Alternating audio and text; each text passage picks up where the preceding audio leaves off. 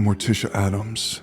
Elegant, unflinching, the calm at the eye of a storm her family seems destined to create. But in Season 2, Episode 1 through 4, Morticia is not simply the mysterious mother dropping by to offer cryptic wisdom.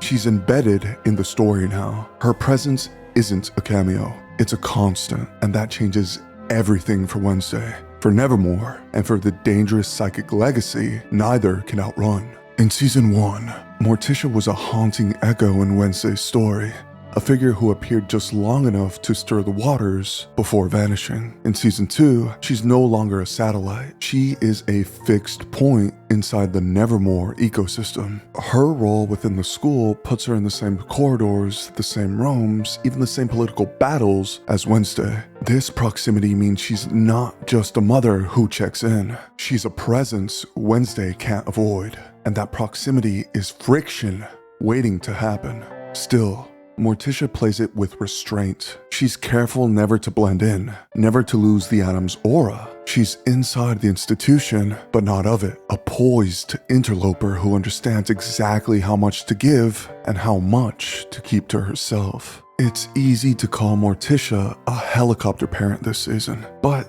that's a shallow read. This isn't nervous fussing, it's surveillance with intent. Morticia's hovering is strategic. She's not micromanaging Wednesday's homework or her friendships. She's mapping the danger radius around her daughter and placing herself close enough to intercept whatever tries to cross it. She doesn't stop Wednesday from walking the cliff's edge, but she's there, eyes fixed on the horizon, ready to catch her if she slips, or at least to be the one who's there when she lands. These episodes expand Morticia's role beyond the mother-daughter push and pull. We see her with Gomez, their bond unshaken, their unity effortless. We see her with Pugsley, offering him the same blend of indulgence and structure she gives Wednesday. It's important because it shows that Morticia's parenting isn't tailored for one difficult child. This is her approach with everyone she loves. Unconditional devotion wrapped around a core of unyielding standards. She will celebrate you for being different, but she will never let you forget the cost of every choice. The grandmother's appearance reframes much of Morticia's behavior. It's not just that Morticia is cautious, it's that she knows exactly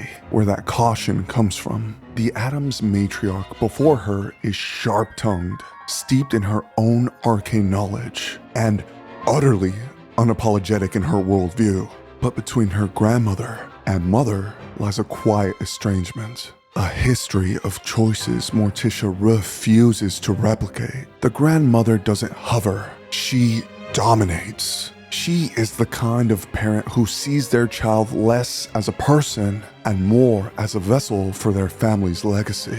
Morticia grew up under that shadow, learning that love could be fierce without always being warm. In these episodes, the grandmother tries to exert that same pull on Wednesday, and Morticia's protectiveness takes on a new dimension. She isn't just shielding her daughter from psychic harm.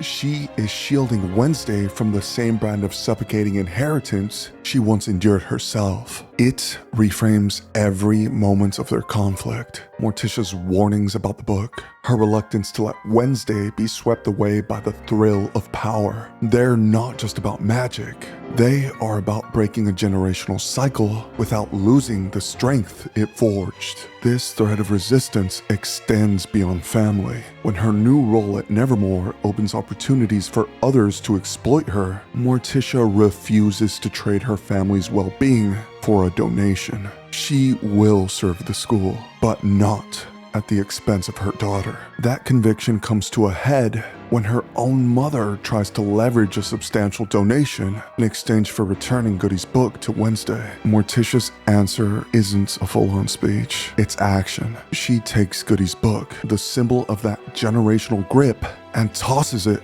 into the fire. It is the purest form of her conviction, decisive, silent, and absolute, all while resisting siren command. She doesn't need to shout to be unyielding.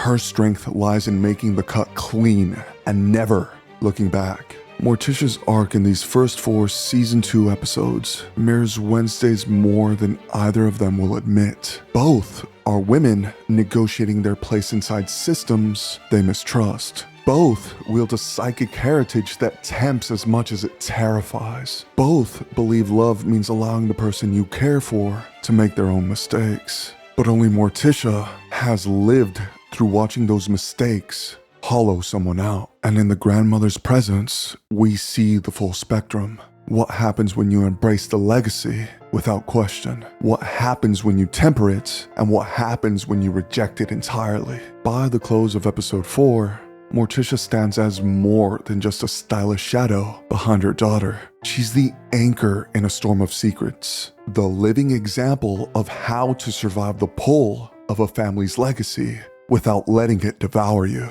Her elegance, her cunning, and her unwavering sense of self form a protective barrier around Wednesday, one that might hold or might eventually have to break.